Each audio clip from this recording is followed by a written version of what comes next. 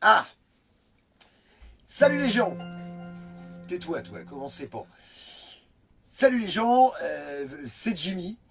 C'est Jimmy et c'est juste Jimmy, puisqu'on est ici sur un groupe qui s'appelle Mouvement Citoyen Sans Étiquette. Alors commençons pas à utiliser des étiquettes alors que c'est quand même le nom du groupe, puisque c'est pour ça qu'on est venu de C'est quand est-ce prévu pour, comme disait l'autre. Alors, on regarde un petit peu s'il y a des gens, s'il y a du peuple, s'il y a du monde. Voilà, je vais m'auto-faire taire parce que je m'énerve quand je m'écoute. J'ai un peu de mal à me supporter. Je vous invite à cliquer éventuellement sur le bouton partager, hein, puisque l'idée du truc c'est quand même de recruter un maximum de monde. Salut Steven, Laurent, bonsoir. Salut Estelle. Je vais pas saluer tout le monde parce que dans 2 minutes vous serez 2500, je le sais. Non, je déconne, vous êtes 23, déjà pas mal, hein. Et puis de toute façon, c'est un rêve qu'on peut regarder en replay, puisque j'ai pas tellement l'intention de vous demander votre avis sur ce coup-là, je suis simplement venu vous livrer le mien. Alors, la division. La division, la division, la division. Je fais ma petite cuisine, je range mon bordel en même temps.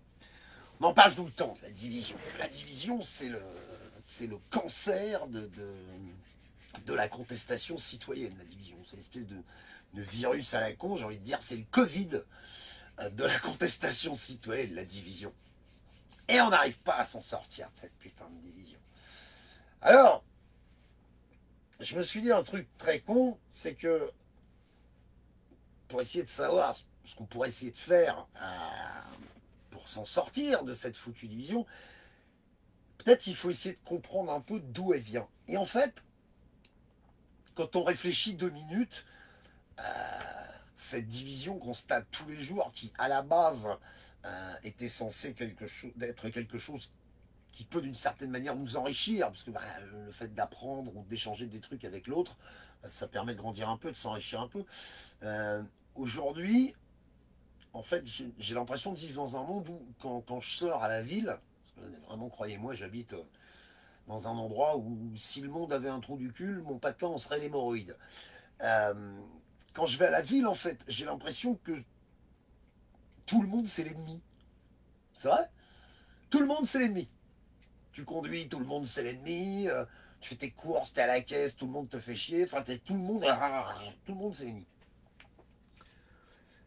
Et quand on y réfléchit 2 minutes, on se dit, putain, quand même, les humains, ils sont pas réveillés un matin aussi cons que ça. Ils ont fait des trucs à plusieurs avant. Les gars, s'ils étaient aussi divisés que nous, on se demande bien comment ils auraient fait pour construire les pyramides, les mecs. Hein. Un qui veut tirer, un qui veut pousser, un qui veut faire du ciment, un qui veut aller chercher du sable, un qui est parti à la pause, un qui manifeste. Je vous explique pas, hein, Ramsès, il aurait dormi à la belle étoile. Hein.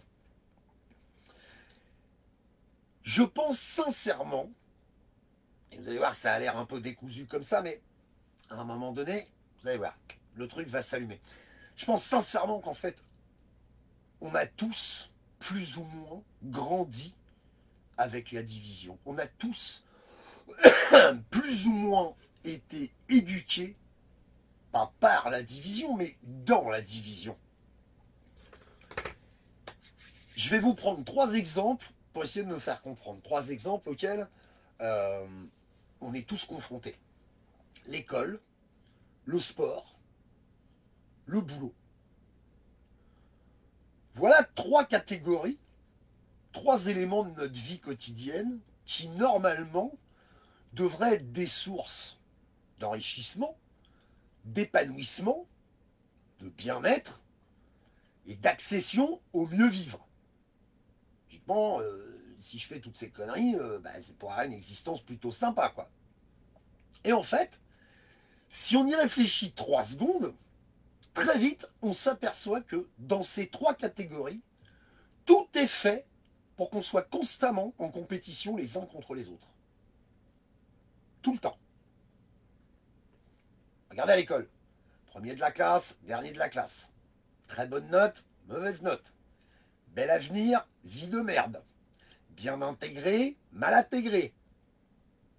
Président de la République, gilet jaune. Non, je déconne. Pardon. J'aurais pu dire parti, les votes partis, ça marche aussi. L'autodérision, c'est important. à l'école, tout est fait pour que vous fassiez tout votre possible pour passer par-dessus les autres, parce qu'il faut absolument arriver avant eux. Il faut absolument arriver le premier, être devant. Au feu, il faut être devant. Quand on conduit sur les voies rapides ou sur l'autoroute, il faut être à gauche, de la gauche. S'il y avait une file de gauche sur la file opposée, je suis sûr qu'il y aurait des gens dessus. Et peut-être que je serais le premier à m'y précipiter, con que je suis. Vous voyez, comme quoi, c'est vraiment général.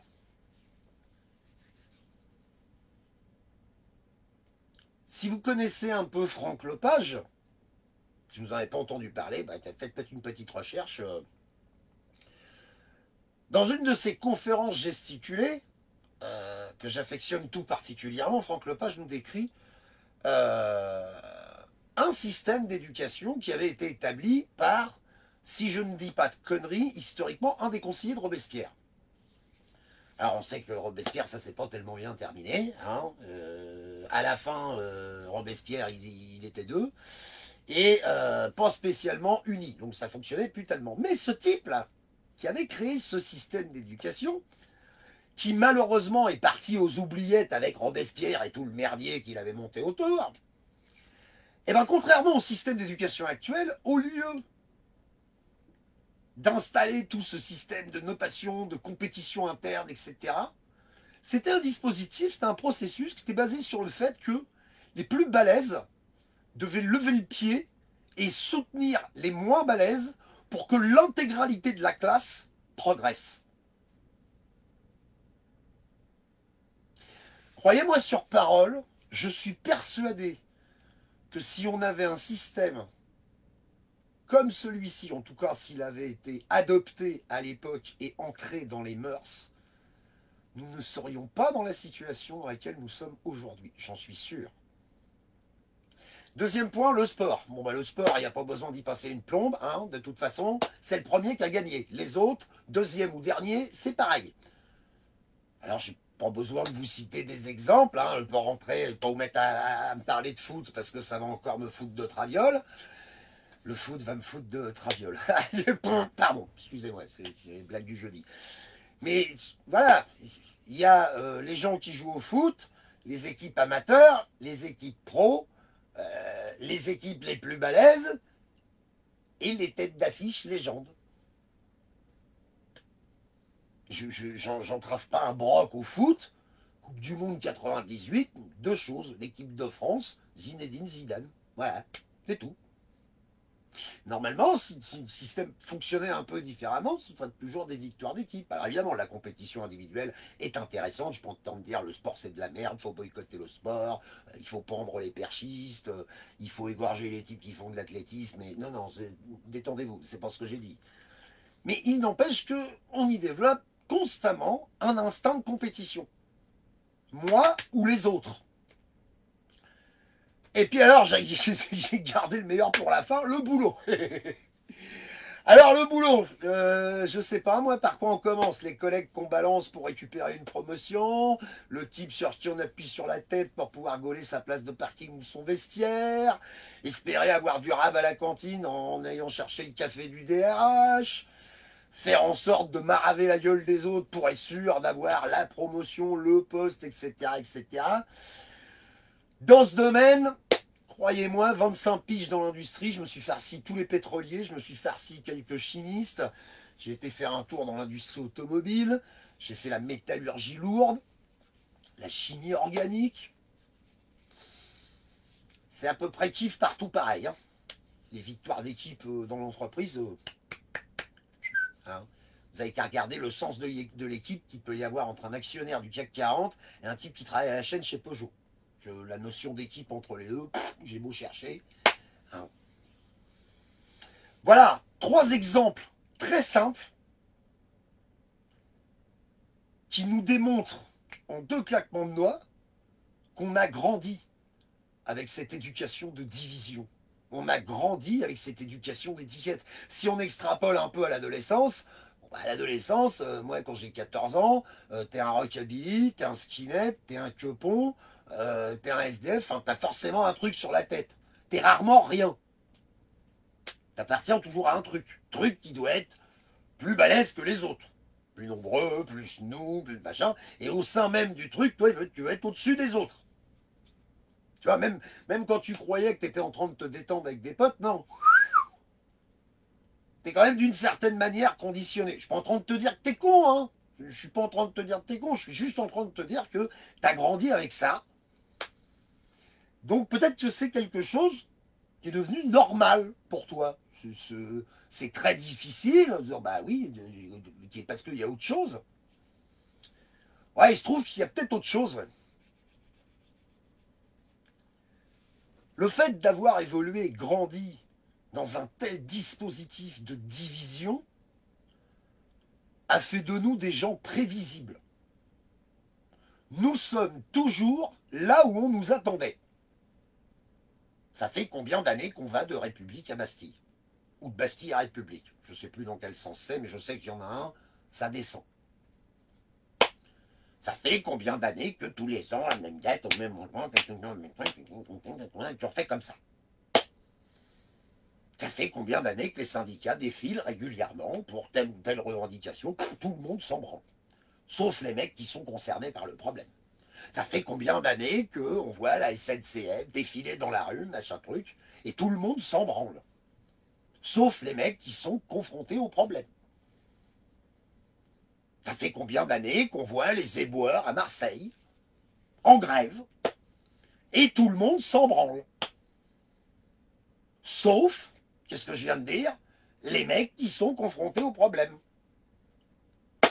Là, voilà notre division. Si je suis avocat, quand les boueurs, qui fait la grève et ils défilent dehors, attendez, je me suis fait chier à faire des études, je suis avocat, je vais quand même pas aller défiler avec un éboueur. Si je fais partie de la CFDT, je vais quand même pas aller défiler avec le mec de chez Force Ouvrière. Allons. Si je suis un policier national, vous imaginez tout de même pas que je vais aller défiler à côté des gendarmes. Ben, je vais vous dire un truc, les mecs.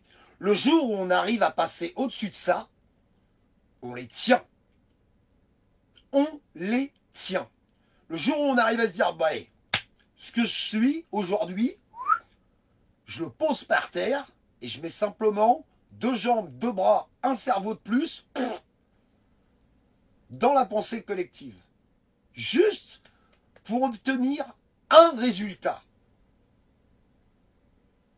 Au moins une fois. Parce que je suis motivé pour que ça change. Ça fait certainement des années que je me bats parce que je suis motivé pour que ça change. Mais il va bien falloir que j'admette à un moment donné que si je me bats depuis des années et que depuis des années, rien ne change, c'est bien qu'il va falloir que je me batte autrement. C'est bien qu'il va falloir que j'essaie autre chose. Parce que tout ce que j'ai fait jusqu'à maintenant, tout ce travail que j'ai réalisé dans la contestation citoyenne, il est parti de rien pour arriver nulle part, puisque les choses ne font que s'aggraver. Et le dénominateur commun à cette aggravation du climat général, c'est les dissensions qu'il y a entre les humains sur ce putain de territoire. L'État n'a même pas besoin de mettre en place des mesures liberticides extrêmes pour nous contenir. Nous sommes si incapables de nous arranger que nous en devenons inoffensifs. Je vais quand même pas vous faire un dessin sur mon tableau en vous disant « Regardez ces petites fourmis, vous pouvez les écraser une à chaque seconde, une par une. Mais s'il en arrive 14 millions en une seule fois, vous vous bectez en 30 secondes et vous n'aurez même pas le temps de dire « Ah, il y a des fourmis ». Pourquoi il faut encore expliquer ça à des gens qui sont majeurs, adultes, responsables, vaccinés, parents, éducateurs, profs, avocats, ouvriers, marchands de tapis, pompistes, coiffeurs, huissiers, policiers, membres de la brigade anticriminalité, anarchistes, gens-foutistes, glandouillistes. Comment ça se fait qu'il faut encore expliquer des choses comme celle-ci à tous ces gens et à tous ces groupes qui disent « Ah, mais j'avais personne, ça bouge pas !» Ouais, mais moi je veux des masques, puis moi je veux pas la 5G, puis il y a les francs-maçons, et puis machin. Vous avez tous raison, les mecs. Vous avez tous certainement raison sur tous les sujets que vous puissiez aborder dans le cadre de la contestation citoyenne. Essayez de vous mettre dans le crâne que c'est juste pas le moment d'en parler, c'est tout. Faut juste en parler un tout petit peu plus tard. Une fois qu'on a montré aux 50 pèlerins qui nous étranglent tous les jours qu'on veut plus d'eux de toute façon. On n'en sait rien de ce qu'on va faire à la place, mais eux, c'est plus possible. Alors, on a 2-3 conneries dans le mode d'emploi de la Constitution. Sylvain Baron est là sur le chat. Si vous voulez en savoir plus, il répondra pas aimablement à vos questions parce que c'est un sale con, mais en tout cas très précisément parce que dans ce domaine, c'est un type formidable. Et il sait que je l'adore. Mais on a dans notre Constitution 2-3 conneries qui sont bidouillées pour essayer de pallier au truc, pendant que les zinzins qui sont sur les trônes, ils libèrent les lieux, ils passent un coup de balai, ils vident leur placard et ils se cassent. Et c'est là qu'on va se mettre autour de la table. Mais bon, qu'est-ce qu'on fait maintenant? Comment ils ont fait les mecs en 1789? Oui, vous allez me redire, c'est la révolte des bourgeois, patati, ok. Enfin, le peuple, il avait quand même la dalle. Hein. Voilà. Vous croyez que quand les gens crevaient de faim, ils étaient là en train de se dire oh non, attends, alors moi je vais pas aller faire la révolution, parce que toi après tu voudrais le RIC, mais moi tu vois, je préférais un monde anarchiste. Donc non, j'y vais pas. Comment voulez-vous que ça change dans ces conditions-là? Comment voulez-vous que ça bouge dans ces conditions-là? Soit à un moment donné, vous avez une véritable détermination à être acteur du changement de l'état de ce pays, et à ce moment-là, quoi que ce soit que vous fassiez, ce sera de toute façon légitime. Quoi que vous fassiez, ce sera à mettre en avant, à soutenir, ou à minima, laisser en paix, puisque de toute façon, ça œuvre contre le système en place. Ça œuvre afin de changer les choses. Ça n'a pas vocation à vous nuire. Ce qui vous nuit, vous vous en êtes déjà fait la réflexion. Vous connaissez déjà la réponse à cette question. Si vous vous battez, si vous avez l'esprit éveillé, si vous avez compris, vous n'avez pas besoin de vous ajouter des ennemis supplémentaires. Vous désirez, du fond du cœur, autre chose que ce qui vous est servi dans le paysage politique de notre pays actuellement. Et c'est suffisant. C'est suffisant pour s'unir. C'est suffisant pour se tolérer. Ça ne signifie pas qu'on va se faire des langues sous la douche. Ça ne signifie pas qu'on va mettre la tête d'un mec à l'Élysée. Ça ne signifie pas que les types qui s'agitent devant leur caméra avec un micro en essayant de déclamer 3 mots à peu près correctement veulent des places de chef, de responsable, de leader. Je veux aller faire pousser des chèvres en Ardèche, moi. Ça fait 4 ans que je vous le dis. Mais si on passe pas par-dessus ça, il n'y a qu'à regarder derrière nous. Ça marche pas. Ça fonctionne pas. Alors tous ces gens qui viennent dire « Ouais, mais s'unir comme ça marchera pas et tout », je vous invite à consulter 50 années d'histoire derrière vous. Ça n'a jamais été tenté. Et toutes les fois où de véritables révoltes ont éclaté dans nos villes et dans nos villages, chaque fois qu'elles étaient légitimes et massives, elles ont obtenu gain de cause sur 50 ans d'histoire. À un moment donné, si on ne focalise pas uniquement sur les quelques points qui nous relient, il est impossible que ça fonctionne. Pourquoi ce groupe? Pourquoi mouvement citoyen sans étiquette? Je vais vous en donner mon interprétation. Il existe effectivement depuis plusieurs années, et plus particulièrement depuis 2 ans, une multitude incalculable et impossible à quantifier de groupes Facebook, plus ou moins dédiés, ou plus ou moins proches de la contestation citoyenne en général. Je ne rentrerai pas encore une fois dans les détails, que ce soit des gilets jaunes, des foulards rouges, des partis politiques, etc., etc. Il existe autant de groupes que de courants de pensée, que de façons de voir les choses. Encore une fois, c'est à un moment donné ce qui fait la richesse de notre nation, de notre pays. Des points de vue différents et des avis différents. L'objet, un des objets de ce groupe, c'est à un moment donné de tenter de quantifier le nombre de personnes qui font partie des mécontents, d'être capable de porter des chiffres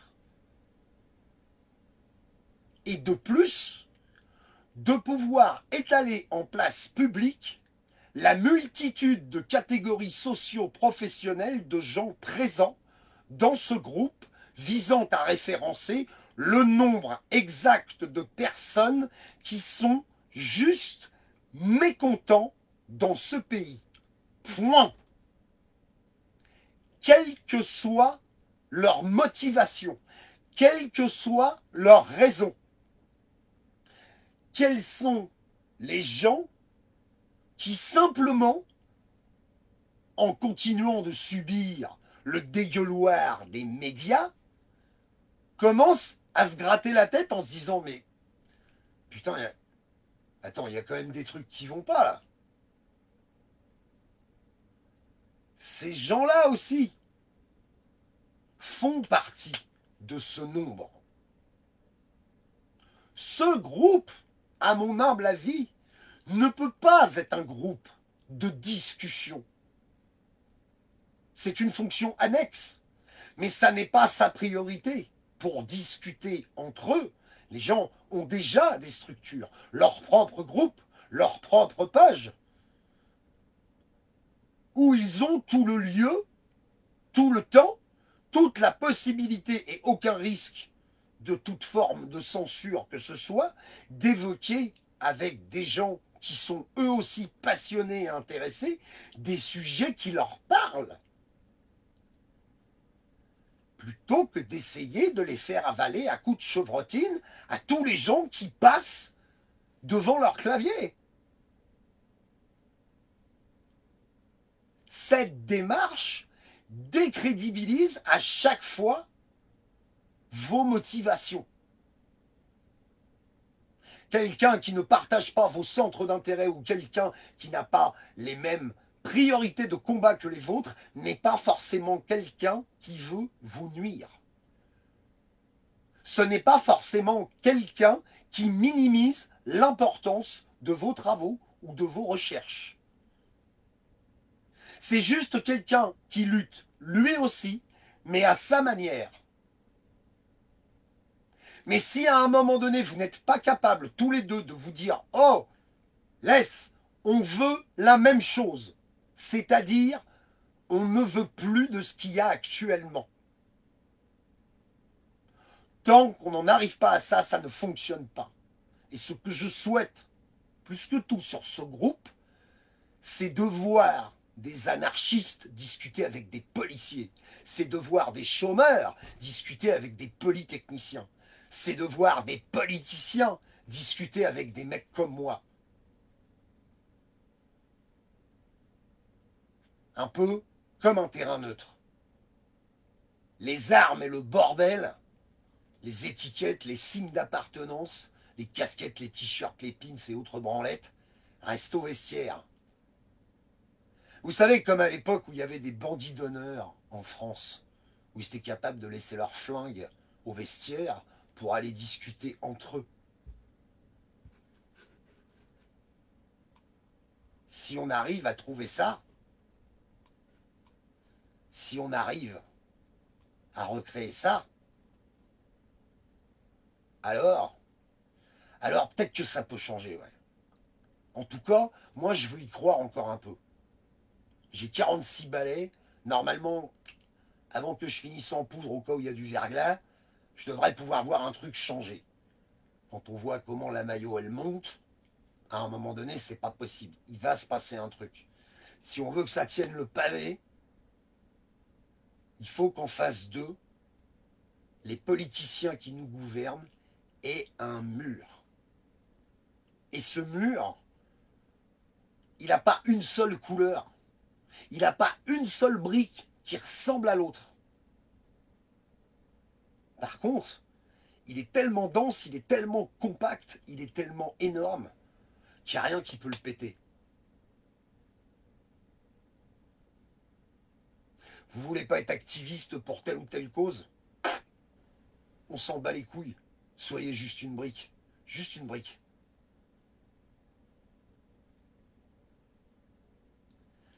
Merci de m'avoir laissé un petit peu de temps pour venir m'exprimer sur cette page et venir vous dire un peu comment je vois les choses et ce que j'en pense.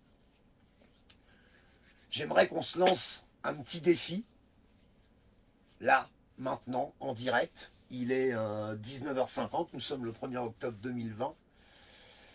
Je ne sais pas exactement combien nous sommes sur le groupe. Peut-être que quelqu'un dans les commentaires peut me donner ce chiffre. Philo, peut-être. Je voudrais savoir là, à l'instant T. À l'instant T, combien on est sur le groupe là, actuellement. J'attends l'info. Je veux juste savoir combien on est sur le groupe, s'il vous plaît.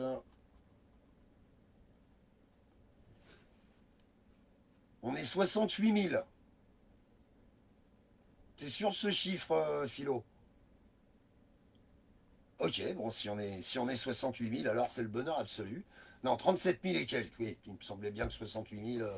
Oui, Otis, merci. Ouais. Non, Philomène, elle m'a filé le chiffre hors taxe. C'est pour ça. Donc, on est 37 000. D'accord?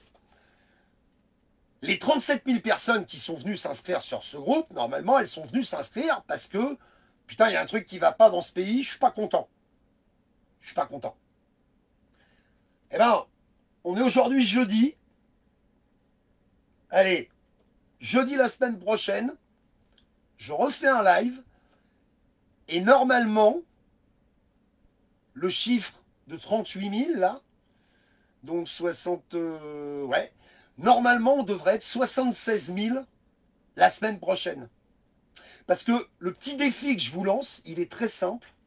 Entre maintenant et jeudi la semaine prochaine, chaque membre du groupe fait venir une personne. Une personne. On devrait, normalement, avoir atteint le chiffre de 76 000 la semaine prochaine.